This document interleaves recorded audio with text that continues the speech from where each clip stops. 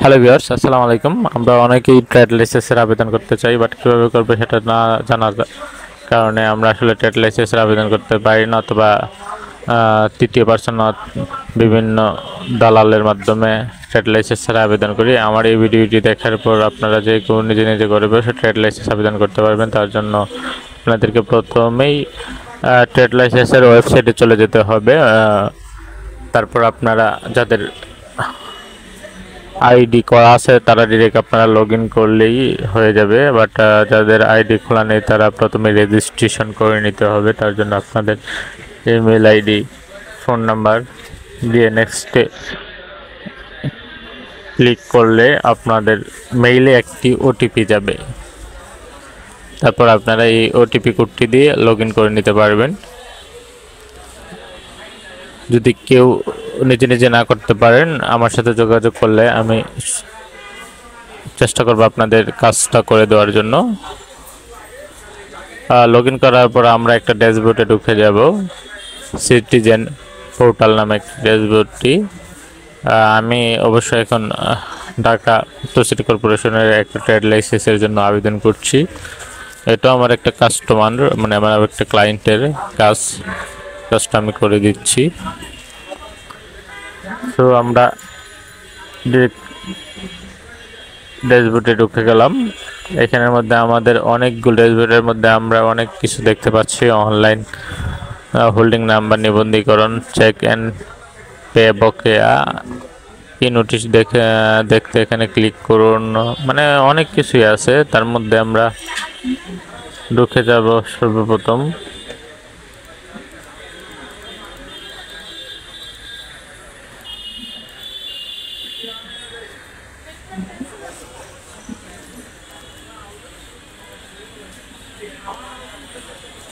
Home page, hotel tax, holding tax, trade licence, market সালামি এবং ভাড়া, হুইল ট্যাক্স। মানে আমরা এইটা লগ ইন করলে আমরা অনেক কিছু করতে পারবো। এই অ্যাকাউন্টটা খোলার পর হোল্ডিং ট্যাক্স, হোটেল ট্যাক্স, মানে যা যা প্রয়োজনীয় আমাদের সব কিছু করতে পারবো। তার মধ্যে আমরা ট্রেড লাইসেন্সের অপশনে ঢুকে ট্রেড লাইসেন্স নতুন আবেদনে ঢুকে যাব। তারপরে আমরা আমাদের ব্যবসার ধরন অনুযায়ী, আমরা আসলে সবাই তো আর একরকম ব্যবসা করে না, অনেকে অনেক ধরনের ব্যবসা করে। সো ব্যবসার ধরন অনুযায়ী আমরা ব্যবসার ধরন সিলেক্ট করে নিব। যেমন আমার এই ক্লায়েন্টের ব্যবসা ধরন অনুযায়ী আমি ব্যবসার ধরন সিলেক্ট করে নিচ্ছি। আপনারা আমার ভিডিওটা ভালো করে দেখলেই বুঝবেন।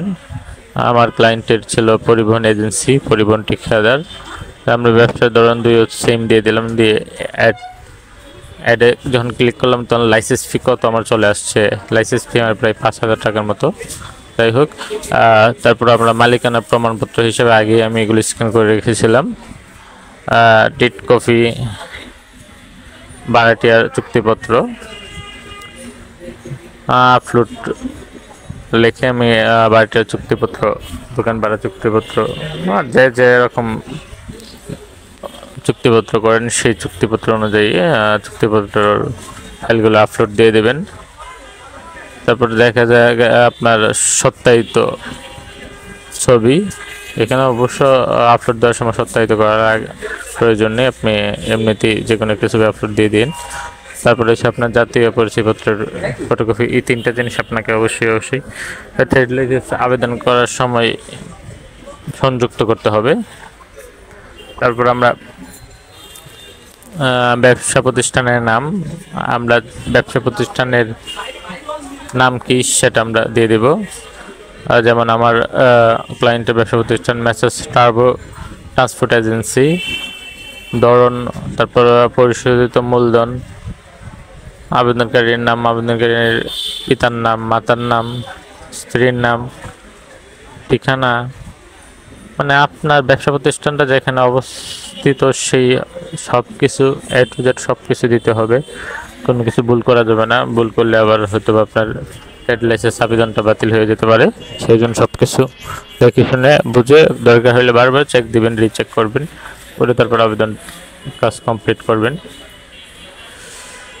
যাই হোক, আমরা দেখে নিচ্ছি আবেদনকারী বসবাসের ঠিকানা সেম, প্রস্তাবিত বসবাসের সঠিক ঠিকানা, তারপর ব্যবসা আরম্ভের তারিখ কত ছিল এটাও সিলেক্ট করে নিলাম। ব্যবসার মূলধন, ব্যবসা প্রতিষ্ঠান যদি আপনার বাড়া হয় তাহলে বাড়ার ডিড কপি এখানে আপলোড করে দিতে হবে। আর নিজের হলে তো আর দলিল পত্র এগুলো খাজনা এগুলো দিতে হবে। আর ভাড়া হলে শুধু আপনার ডিড কপিটাই প্রয়োজন। তারপর আপনার এখানে পৌরসভার কর, পৌরসভার প্রস্তাবিত দোকান, ব্যবসায়ী স্থান, পৌরসভা সরকারি ভূমির উপর কেনা, এটা আমরা অবশ্যই না সিলেক্ট করে দেব।